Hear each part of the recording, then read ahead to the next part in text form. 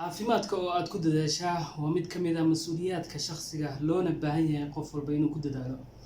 Haddaba waxaan idinla wadaagi doonaa caawa dabeecado caafimaadka u wanaagsan. Assalaamu calaykum, soo dhawaada akhyaare. 3 dabeecadood oo caafimaadka u wanaagsan. Qodobka koowaad, nadaafadda. Nadaafaddu waa shay aad muhiim u ah, loona baahan yahay qof walba inuu nadaafadiisa ku dadaalo, gaar ahaan nadaafadda jirka oo ay ugu muhiimsan tahay inuu gacmaha mar walba uu dhaqo qofka oo saabuunta iyo gacmaha iyo biyaha ay aad ugu dadaalo. Sidoo kale waxaa iyadana nadaafadda ka mid ah deegaanka uu joogo inuu ka dhigo mid aad nadiif u ah, iyo cunooyinka uu cunayo oo iyadana aad muhiim u ah inay nadiif yihiin. Haddii ay intaa la waayana ay marka hore cudur usoo degdegayo. Haddaba waxaa loo baahan yahay oon ku talinaynaa inaad ku dadaashid caafimaadka deegaanka, jirkaaga iyo caafimaadka goobta joogtid. Sidoo kale meelaha muhiimka ah oo la rabo inaad ku dadaasho caafimaadkiisa oo nadaafadiisa aad ku dadaashid ay tahay suuliga iyo jikada oo la rabo inaad u adeegsatid waxyaalaha dila bakteeriyooyinka oo disinfectant bacteriaska kiimooyinka loogu talagalay oo marketyada aad ka heli kartid. Haddaba sidoo kale iyadana waxaa jira qashinka oo la iska fogeeyaa, waa caafimaadka oo la soo dhaweeyaa. Qodobka labaad oo muhiimka ah isagana waxaa weeye hala wadaagin qofna waxyaalaha ku gaarka ah sida shukumaanka, cidiya gurka, ashyaada goonida oo qof walba loo baahan yahay inuu si gooni ah isaga u isticmaalo.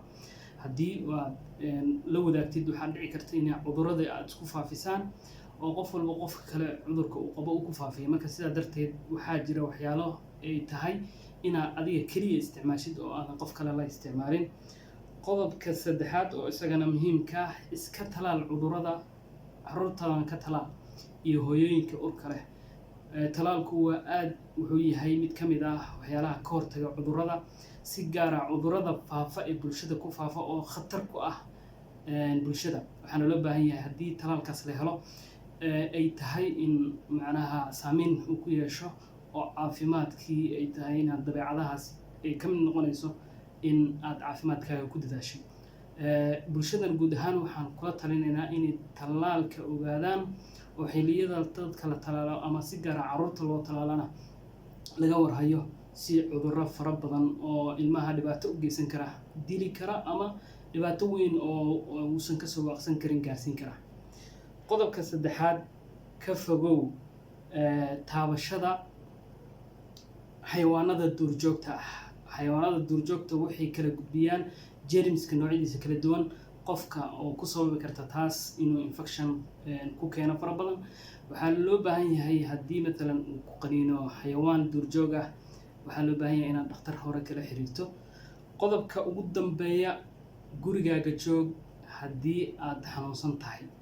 2019 wixii ka dambeeyay markii coronavirus soo baxay, waxaa la ogaaday xanuuno fara badan in looga hortagi karo in la yareeyo isku socodka dadka oo ay dadka isku imaanshahooda ay keenayso xanuuno fara badan inay isku faafaan.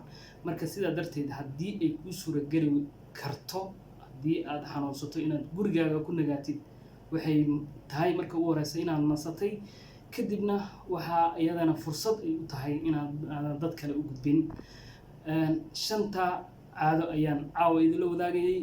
aad iyo aad ayaad u mahadsantihiin. La wadaaga asxaabtiina.